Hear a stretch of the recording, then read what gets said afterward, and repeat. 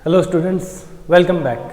Cell biology के इस lecture में हम लोग डिस्कस करने वाले हैं सेल का सेकंड पार्ट। फर्स्ट पार्ट क्या था? सेल बाउंड्रीज यानी सेल मेम्ब्रेन और सेल वॉल, वो हम लोग कंप्लीट कर चुके हैं। अब इस लेक्चर से स्टार्ट करते हैं सेकंड पार्ट जो कि है साइटोप्लाज्म। क्लियर है? तो स्टार्ट करते हैं। हम बात कर रहे हैं साइटोप्लाज्म की।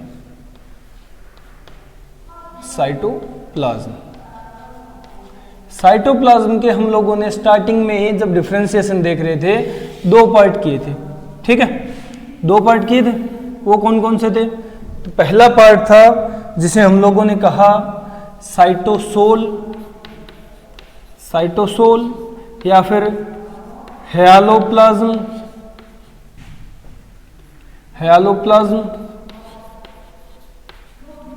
ठीक है, या फिर इसे कहा था हम लोगों ने लिक्विड मैट्रिक्स।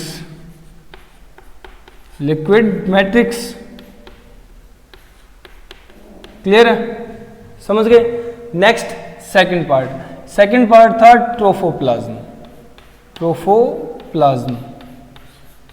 दो पार्ट में डिफरेंशिएट किया था ना साइटोप्लाज्म को, हेलोप्लाज्म, ट्रोफोप्लाज्म। साइटोसोल, हेलोप्लाज्म, लिक्विड मैट्रिक्स कह दो, और सेकंड पार्ट ट्रोफोप्लाज्म हो गया। क्लियर है? अब इन पार्ट्स को क्लियरिफाई करते हैं कि ये पार्ट्स क्या हैं, कौन कौन से हैं। तो देखो, इसको एक बार साइड रखो। ट्रोफोप्लाज्म जो था इसको हम लोगों ने फर्दर और डिफरेंशिएट किया था, इसके भी पार्ट्स देखे थे।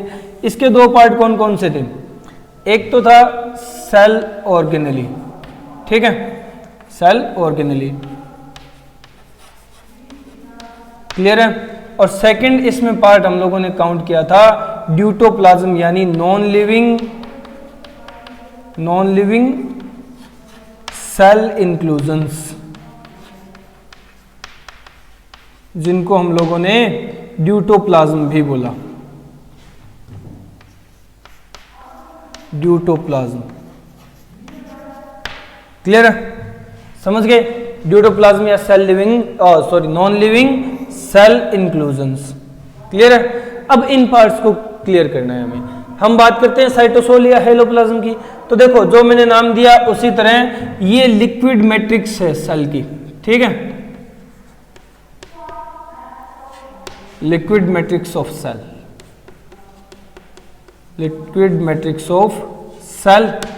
ठीक है, यानी ये है साइट ऑफ सेलुलर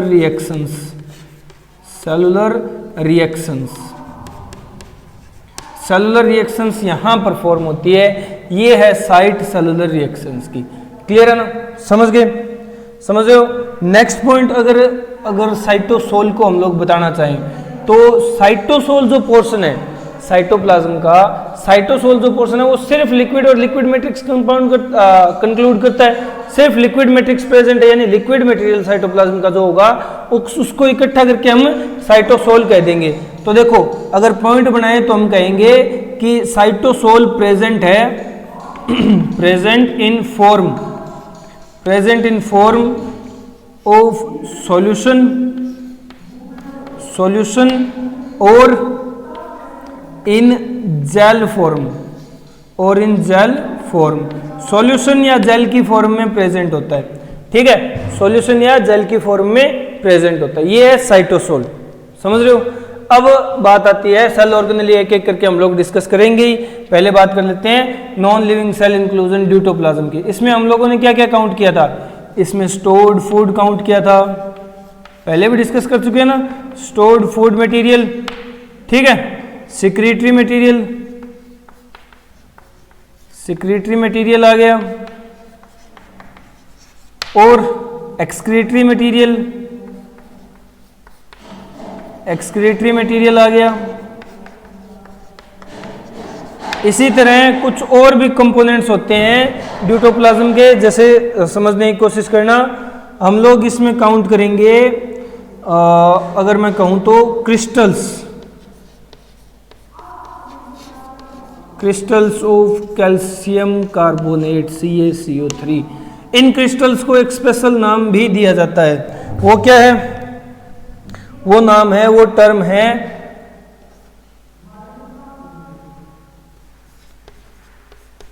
सिस्टोलिथ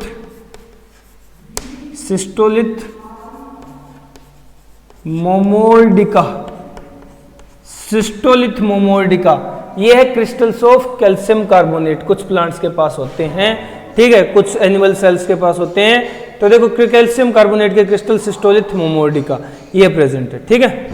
चलो नेक्स्ट, कुछ सेल्स सिलिका भी स्टोर करके रखते हैं, ठीक है। जैसे मैं कहूं तो silica present in epidermal cell,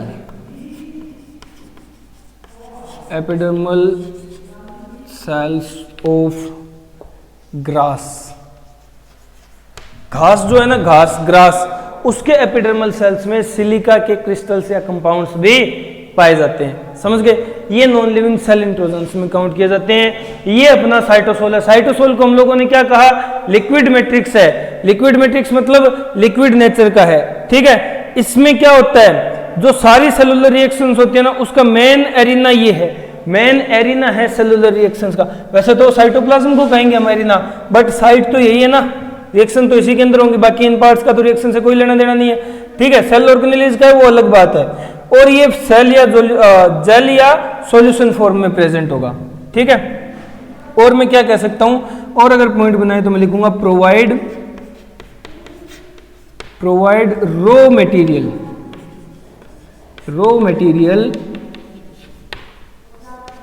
to cell organelle.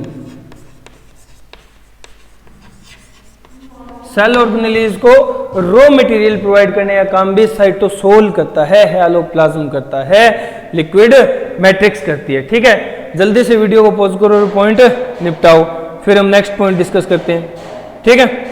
जल्दी हो गया, चलो अब नेक्स्ट पॉइंट डिस्कस करते हैं। ये बात थी साइटोसोल, हैलोप्लाज्म या लिक्विड मैट्रिक्स की। हम साइटोप्लाज्म की बात कर रहे हैं, साइटोप्लाज्म को डिस्कस कर रहे हैं, तो उसके दो कंपोनेंट्स जो मेजर कंपोनेंट्स होते हैं, ट्रोफोप्लाज्म एंड साइटोसोल, वो डिस्कस किए हैं अभी, ठीक है,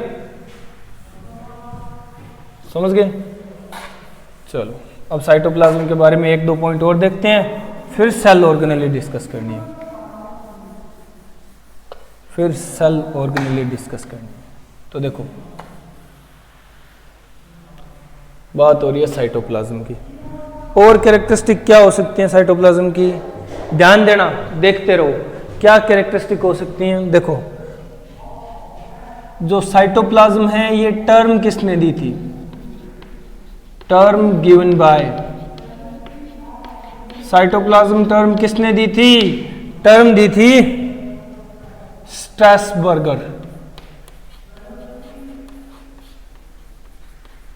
स्ट्रैसबर्गर ने दी थी टर्म साइटोप्लाज्म, ठीक है। स्ट्रैसबर्गर नाम के साइंटिस्ट थे जिन्होंने साइटोप्लाज्म टर्म कॉइन की थी, ठीक है।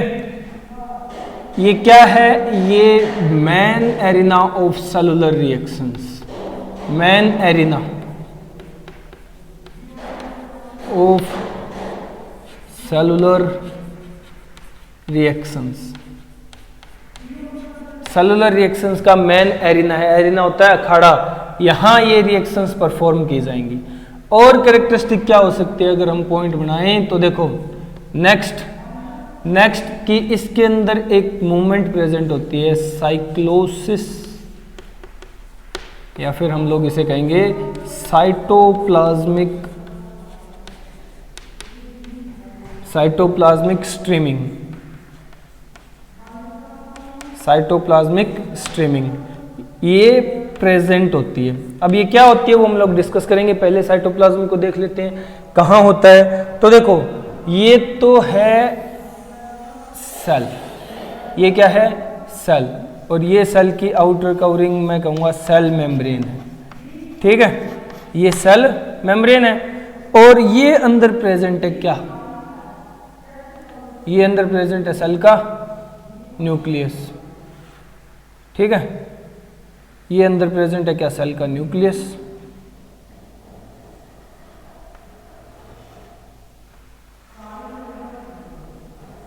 ये सेल का न्यूक्लियस प्रेजेंट है, न्यूक्लियस है, क्लियर हो गया।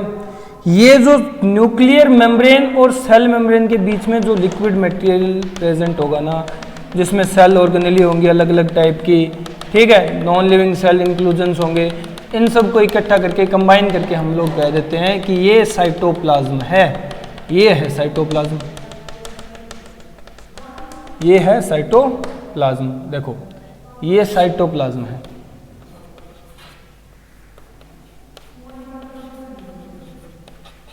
ये साइटोप्लाज्म है, किस किस के बीच में है? न्यूक्लियस की न्यूक्लियर मेम्ब्रेन, ये न्यूक्लियर मेम्ब्रेन है। न्यूक्लियर मेम्ब्रेन और सेल मेम्ब्रेन के बीच में प्रेजेंट जो भी मटेरियल होगा उसे हम लोग एक साथ इकट्ठा करके क्या कहेंगे? साइटोप्लाज्म कहेंगे। ठीक है, इसमें सारे कंपोनेंट आ जाएंगे, ये साइटोप्लाज्म है। अब साइटोप्लाज्म में साइक्लोसिस, साइटोप्लाज्मिक मूवमेंट या साइटोप्लाज्मिक स्ट्रीमिंग प्रेजेंट होगी। ये क्या होती है? ये एक स्पेशल टाइप की मूवमेंट होती है। ठीक है, a special movement, a special movement of cytoplasm, of cytoplasm. ठीक है, ये साइटोप्लाज्मिक मूवमेंट या साइक्लोसिस प्रेजेंट होती है इन यूकारियोट्स। यूकारियोटिक सेल में प्रेजेंट होती है, जबकि प्रोकारियोटिक सेल में ये एब्सेंट होती है, absent in prokaryotes, absent in prokaryotes. अब इसके पीछे का रीजन क्या है? यूकारियोटिक सेल में प्रेजेंट होने का और प्रोकारियोटिक सेल में एब्सेंट होने का ये रीजन है कि इसके लिए एक जीन होता है। ठीक है, मैं लिखूंगा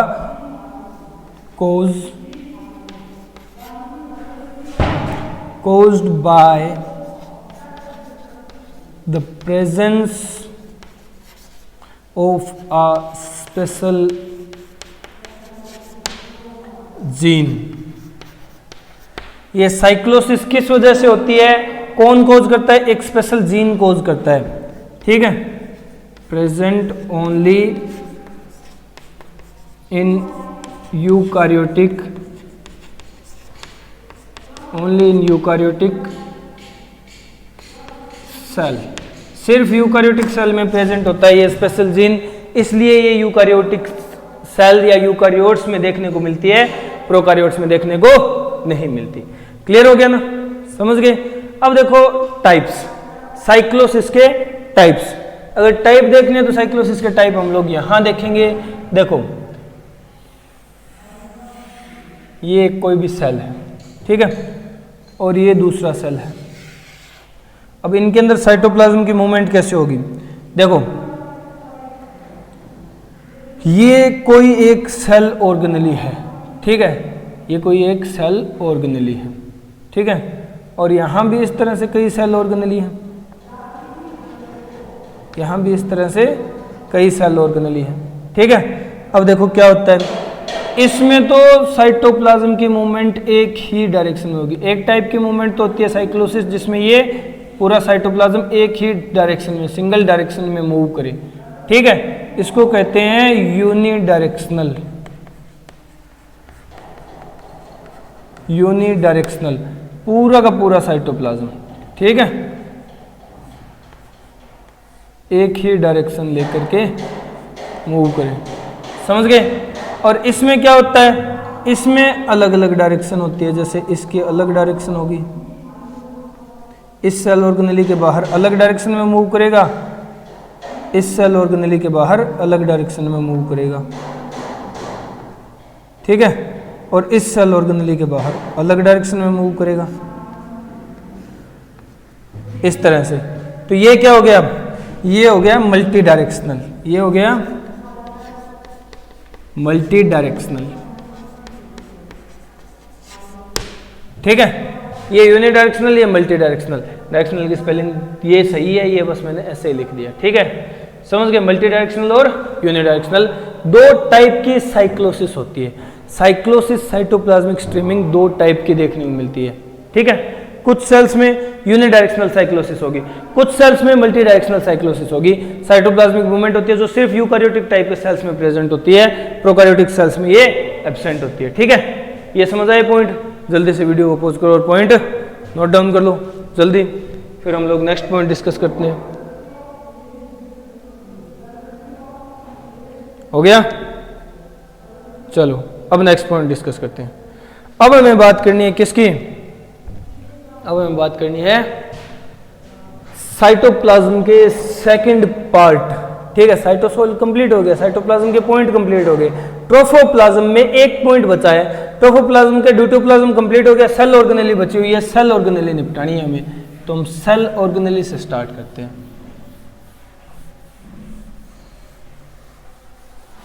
सेल ऑर्गेनेली देखते हैं, एक एक करके सारी सेल ऑर्गेनेली निपटाते हैं।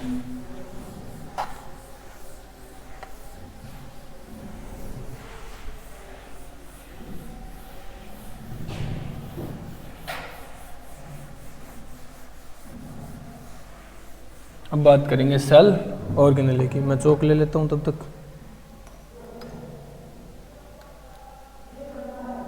चलो सेल ऑर्गेनेली डिस्कस करनी है।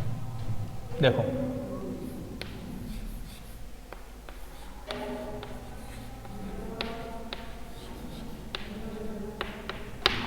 सेल ऑर्गेनेली में हम सबसे पहले स्टार्ट करने वाले हैं, फर्स्ट जो सेल ऑर्गेनेली है जो हम लोग डिस्कस करेंगे वो है ER यानी एंडोप्लाज्मिक रेटिकुलम। वो है ER एंडोप्लाज्मिक रेटिकुलम। ठीक है, एंडोप्लाज्मिक रेटिकुलम।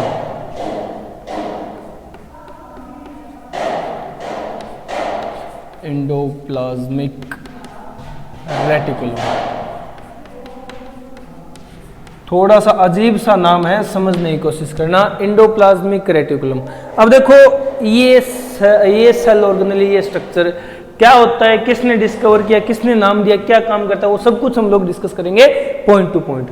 देखो तुम लोग समझते जाना। एंडोप्लाज्मिक रेटिकुलम जो होता है ना, पहली बात तो ये टर्म किसने दी थी, तो टर्म गिवन बाय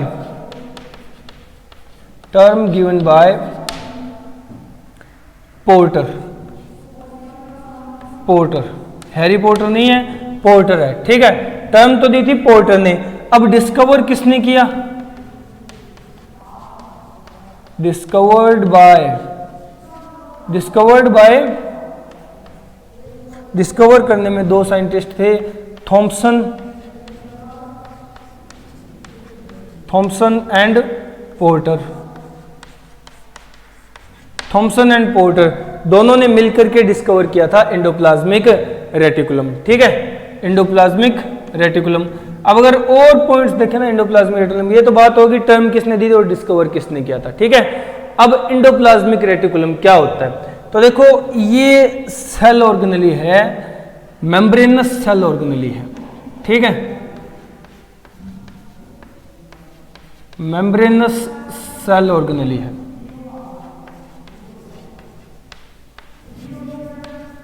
क्लियर है, यानी मेम्ब्रेन्स में प्रेजेंट होते हैं, इसके कुछ पार्ट्स होते हैं। ठीक है, अलग अलग मेम्ब्रेन बनी हुई होती है इसके अंदर। और सेकंड, ये जो मेम्ब्रेनस टाइप है ना, ये मेम्ब्रेनस टाइप ये डिस्ट्रीब्यूटेड है। ठीक है, यानी कॉन्जुगेटेड नहीं है, इकट्ठा नहीं है, अलग अलग फैला हुआ है, डिस्ट्रीब्यूटेड है। डिस्ट्रीब्यूटेड इन साइटोप्लाज्म, साइटोप्लाज्म में फैला हुआ है, एक जगह इकट्ठी नहीं है ये मेम्ब्रेनस स्ट्रक्चर जो भी है इसकी, साइटोप्लाज्म। क्लियर है, समझ गए। अब देखो इसकी कुछ टाइप्स होती हैं। ठीक है, टाइप्स, तो एंडोप्लाज्मिक रेटिकुलम दो तरह का है, टू टाइप्स।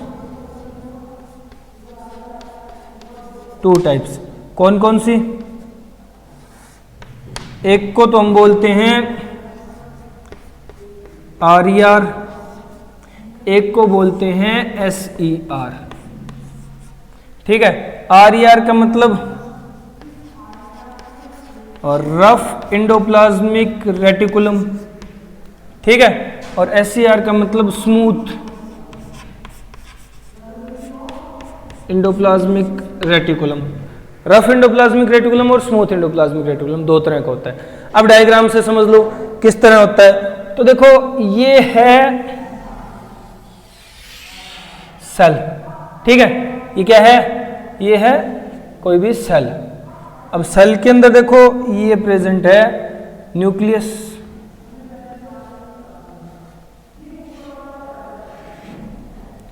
ये प्रेजेंट है न्यूक्लियस।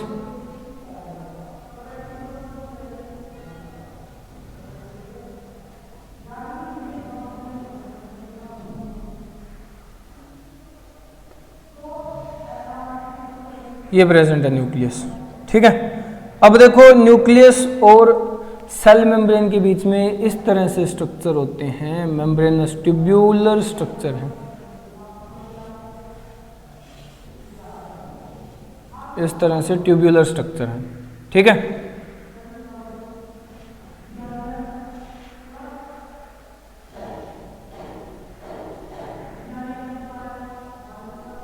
इस तरह के, ठीक है।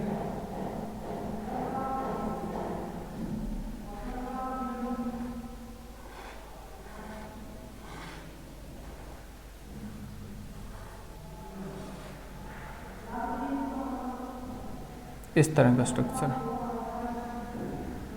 ट्यूब्यूल्स बनी हुई होंगी।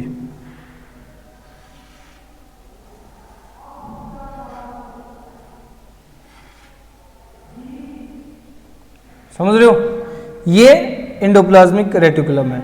अब देखो डिफरेंस कब आता है, डिफरेंस आता है जब एक तरह के एंडोप्लाज्मिक रेटिकुलम पे इस तरह के कुछ स्ट्रक्चर, कुछ ग्रेन्युलर स्ट्रक्चर प्रेजेंट होते हैं, ठीक है, इस तरह के। इस वजह से इसकी अपीयरेंस तो स्मूथ होगी और इसकी अपीयरेंस थोड़ी सी रफ हो जाती है स्लाइटली, तो हम इसे कहते हैं रफ एंडोप्लाज्मिक रेटिकुलम और इसे कहते हैं स्मूथ एंडोप्लाज्मिक रेटिकुलम, ठीक है। समझ गए। अब देखो ये क्या क्या स्ट्रक्चर है, नेमिंग कर लेते हैं। ये है न्यूक्लियस, ये है न्यूक्लियस, ठीक है। ये क्या है, ये है cell membrane, cell membrane, clear है। ये क्या है, ये है एंडोप्लाज्मिक रेटिकुलम और वो भी स्मूथ वाला, स्मूथ एंडोप्लाज्मिक रेटिकुलम, ठीक है। समझ गए। ये क्या है, ये भी रेटिकुलम है बट ये रफ वाला है, आर है। तो रफ हुआ क्यों, क्योंकि उसके ऊपर ये ग्रेनुलर स्ट्रक्चर, ये इस तरह के स्ट्रक्चर्स प्रेजेंट है। इन्हें कहा जाता है राइबोसोम। राइबोसोम की प्रेजेंस के कारण डिफरेंस आता है किसमें, एंडोप्लाज्मिक रेटिकुलम में, ठीक है। एक सेल ऑर्गेनेली के ऊपर दूसरी सेल ऑर्गेनेली अटैच होगी तब ये डिफरेंस आएगा, ठीक है। राइबोसोम की प्रेजेंस के कारण एंडोप्लाज्मिक रेटिकुलम के दो टाइप हो जाते हैं, जिसपे प्रेजेंट हो वो रफ, जिसपे ना हो वो स्मूथ, ठीक है।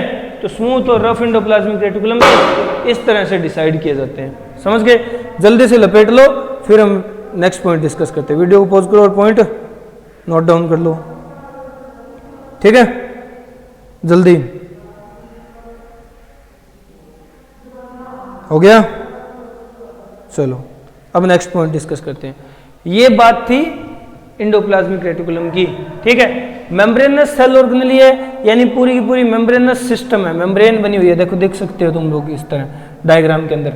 और रफ और स्मूथ में डिफरेंस क्या है, ये डिफरेंस है, ठीक है। और एक बात और ध्यान देना, ये अटैच कहाँ होती है, ये अटैच होते हैं न्यूक्लियस के आउटर मेम्ब्रेन पे, ठीक है। मैं नेमिंग कर देता हूं, ये क्या है, ये आउटर न्यूक्लियर मेम्ब्रेन है, आउटर न्यूक्लियर मेम्ब्रेन है, ठीक है। और ये क्या है, ये जो अंदर की साइड से ऐसे है, ये स्ट्रक्चर क्या है, ये अंदर वाली मेम्ब्रेन, इसको क्या कहेंगे, ये इनर न्यूक्लियर मेम्ब्रेन है, इनर न्यूक्लियर मेम्ब्रेन है। समझ गए। यानी न्यूक्लियस के अंदर वाली साइड की मेम्ब्रेन और बाहर वाली साइड की, क्योंकि ये डबल मेम्ब्रेन स्ट्रक्चर होता है ना, क्लियर है। चलो ये बात होगी किसकी, एंडोप्लाज्मिक रेटिकुलम की। अभी तो स्टार्ट हुई है, ये और बातें होंगी, ठीक है। चलो ये कुछ बेसिक पॉइंट थे। अब हम आते हैं राइबोसोम के कंपोनेंट्स पे, सॉरी एंडोप्लाज्मिक रेटिकुलम के कंपोनेंट्स पे। एंडोप्लाज्मिक रेटिकुलम के कंपोनेंट्स पे, ईआर के कंपोनेंट्स पे,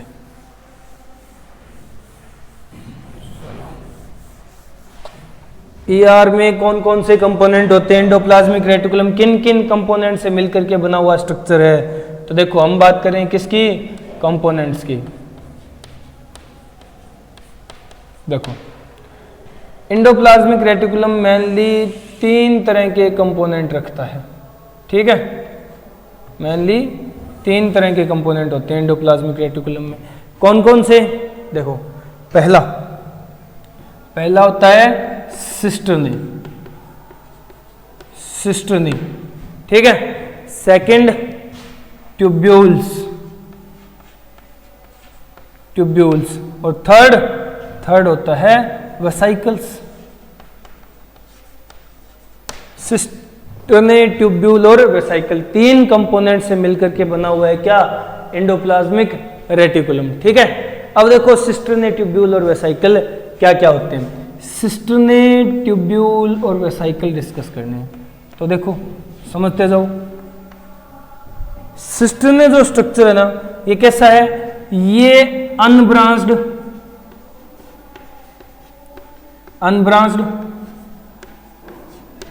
लॉन्ग फ्लैट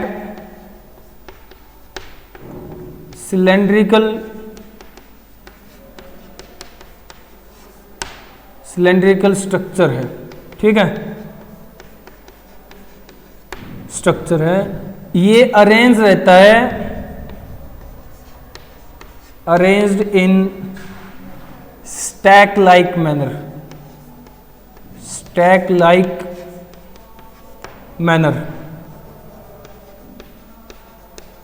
स्टैक की तरह अरेंज रहता है। जैसे देखो मैं बना देता हूं, सिस्टर ने कैसे होते दिखने में?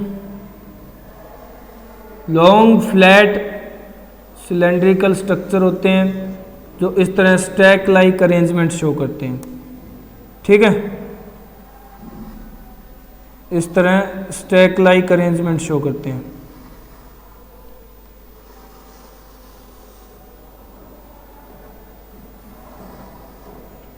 जो इस तरह के स्टैक लाइक अरेंजमेंट शो करते हैं, ठीक है। ये है सिस्टर्नी, क्लियर है। अब बारी आती है ट्यूब्यूल्स की। ट्यूब्यूल्स ब्रांच्ड स्ट्रक्चर्स होते हैं। पहला डिफरेंस तो यही हो गया, ठीक है। लॉन्ग सिलेंड्रिकल स्ट्रक्चर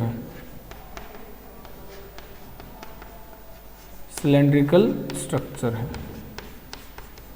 ये पहला ही डिफरेंस आ गया। देखो ट्यूब्यूल्स इस तरह से होंगे,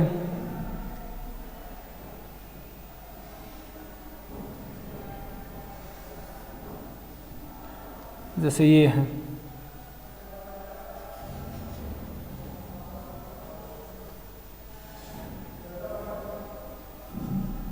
ब्रांच्ड होंगे, ठीक है। ब्रांच्ड स्ट्रक्चर्स होते हैं।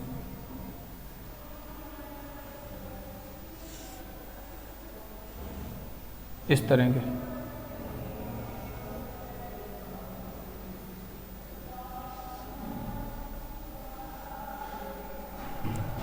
के स्ट्रक्चर हैं ट्यूब्यूल्स, जो ब्रांच्ड होते इन्हीं की तरह, बट ना तो ऐसी अरेंजमेंट होती और ना ही अनब्रांच्ड होते। ब्रांच भी निकली हुई होती और अरेंजमेंट भी नहीं होती। ये स्ट्रक्चर है ट्यूब्यूल्स की, क्लियर है। और वेसाइकल्स क्या होते हैं? देखो वेसाइकल्स ये स्फेरिकल बॉडीज होती हैं, स्फेरिकल स्ट्रक्चर्स।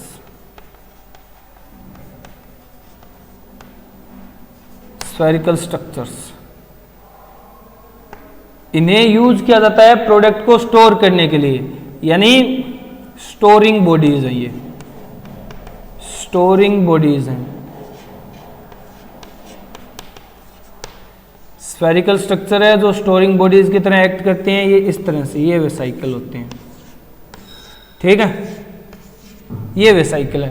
तो देखो सिस्टर्नी, ट्यूब्यूल और वेसाइकल, इन तीनों कंपोनेंट से मिलकर के बना हुआ है एंडोप्लाज्मिक रेटिकुलम। ये 3 कंपोनेंट होते हैं, cisternae, tubule, vesicle. Cisternae unbranched long flat, ठीक है, और सिलेंड्रिकल स्ट्रक्चर हैं जो एक स्टैक लाइक मैनर में अरेंज होंगे, एक के ऊपर एक के ऊपर एक, जैसे कट्टे के ऊपर कट्टा कट्टा कट्टा इस तरह से जचा देते हैं, वो वाला मैनर है। ठीक है, ट्यूब्यूल होंगी सेम सिस्टम है जैसी, बट ब्रांच्ड होंगी और अरेंजमेंट नहीं होगी कोई पर्टिकुलर। वेसाइकल्स स्फेरिकल होती है, स्टोरिंग बॉडीज होती हैं, ये इनमें कुछ ना कुछ मटेरियल स्टोर किया जाता है, ये वेसाइकल्स हैं। ठीक है, ये वेसाइकल्स हैं, स्फेरिकल स्ट्रक्चर्स हैं। ये पार्ट हुए, ये कंपोनेंट हुए एंडोप्लाज्मिक रेटिकुलम के, ये एंडोप्लाज्मिक रेटिकुलम के कंपोनेंट्स हैं। क्लियर है, समझ गए?